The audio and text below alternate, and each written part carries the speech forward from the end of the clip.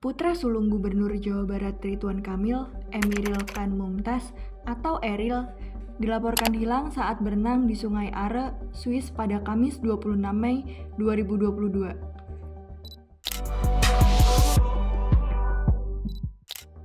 Eril diduga hilang lantaran terseret arus yang deras di sungai tersebut. Hingga Jumat pagi, tim SAR di Swiss masih melakukan pencarian atas hilangnya Eril. Dilansir dari TV One News, Ajudan Ridwan Kamil, Randy Kusumajaya menyebutkan Eril datang ke Swiss bersama sang ibu, Atalia, dan rombongan yang terdiri dari keluarga dan kerabatnya. Sedangkan Ridwan Kamil, kata Randy, saat terjadi kejadian, tengah berada di Inggris. Eril mendatangi Swiss guna mencari sekolah untuk melanjutkan studi S2-nya di negara tersebut. Saat luang, Eril dan sang ibunda beserta rombongan menyempatkan untuk berenang di Sungai Are. Awalnya, tak ada hal apapun yang terjadi. Namun tiba-tiba saat Eril hendak naik ke permukaan, tiba-tiba Eril terseret arus sungai yang cukup deras. Eril sempat mendapatkan bantuan dari kawannya, namun arus sungai yang deras membuat Eril justru terseret hingga hilang. Mendengar musibah yang menimpa sang anak, Ridwan Kamil dikabarkan langsung bergegas mendatangi keluarganya di Swiss. Hilangnya Emir di Sungai Are membuat publik prihatin atas kejadian tersebut.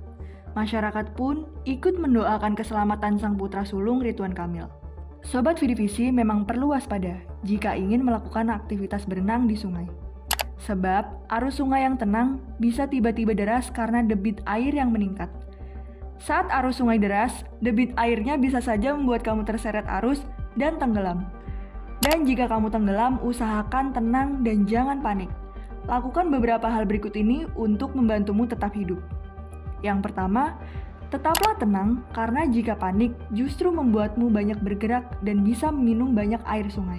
Sementara, jika kita tenang, tubuh kita bisa mengambang secara otomatis karena berat jenis tubuh kita lebih kecil ketimbang berat jenis air. Kedua, carilah benda yang mengapung seperti kayu atau dirijen, plastik bisa membantumu mengapung untuk bertahan saat mencari pertolongan. Ketiga, saat kamu tenang, berusahalah menepi ke pinggir sungai dan bergegaslah mencari pertolongan. Jika HP-mu aktif, segera hubungi nomor darurat 118 untuk menyelamatkanmu. Namun, jika tidak ada alat komunikasi yang bisa dihubungi, kamu bisa berteriak untuk meminta tolong, atau alternatif lainnya, kamu bisa membuat api sebagai penanda bahwa ada manusia yang membutuhkan bantuan. Nah, itulah yang bisa dilakukan untuk menolong diri sendiri ketika sedang tenggelam. Lalu, bagaimana ya jika kita melihat orang lain yang tenggelam? Apa yang bisa kita lakukan? Pertama, pastikan Anda benar-benar bisa berenang dan memiliki tenaga yang cukup kuat untuk mengangkat korban kembali ke daratan. Jika tidak, segera cari bantuan orang sekitar atau menghubungi nomor darurat 118.